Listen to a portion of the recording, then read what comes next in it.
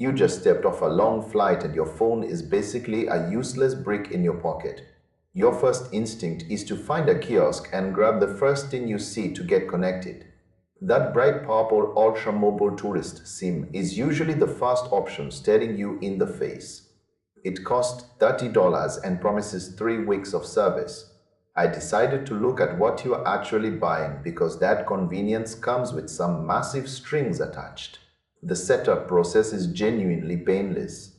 You can walk into almost any major mobile store or airport kiosk and grab a physical card. You get it activated online in a few minutes and you are instantly connected to a massive 5G network.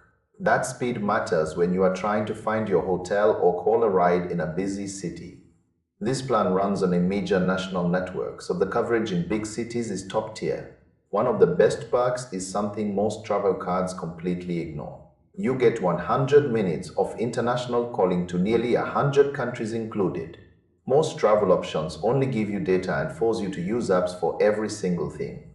Having real voice minutes is a thoughtful inclusion for calling home or checking on a dinner reservation without hunting for Wi-Fi. You also get unlimited domestic talk and text within the country. On paper, it looks like a total win for a short trip, but there is a massive trap waiting for you. The 2 GB data limit is a hard ceiling.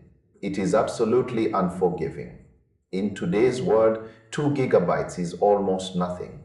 If you use your maps to navigate a new city for a few days, you could easily burn through a huge chunk of that in a single afternoon. If you decide to upload a few high-quality videos to share, you are basically finished. Here's the part that really stings. There is no way to buy more data. You cannot add a top-up. You cannot upgrade the plan. Once you hit that limit, your speed drops so low that the internet becomes essentially unusable. It is a hard stop. Then you have the 21-day expiration. It is absolute.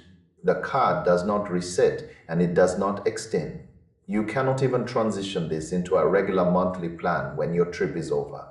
I have also seen plenty of horror stories from people buying these through third-party websites or auction sites. Many of those cards are already expired before they even arrive in the mail.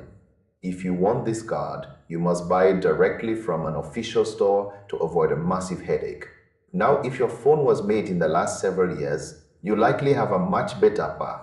Most modern devices support digital SIM cards. You can find providers that offer 10 times the data for the exact same price. We are talking 20 GB instead of 2. You can activate those before you even leave your house. No physical cards, no kiosks, no lines. The tourist card is really only for a specific type of traveler. It is for the person who needs a physical piece of plastic because their phone is an older model. It is for the person who wants the comfort of walking into a real store and talking to a human being.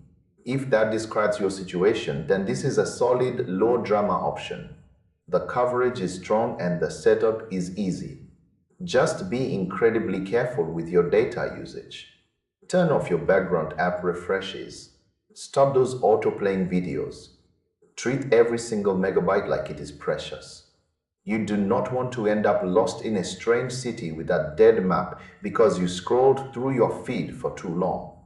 It is a decent tool, but the limits are very real. Now you have the full picture, and you can make the right call for your next big adventure.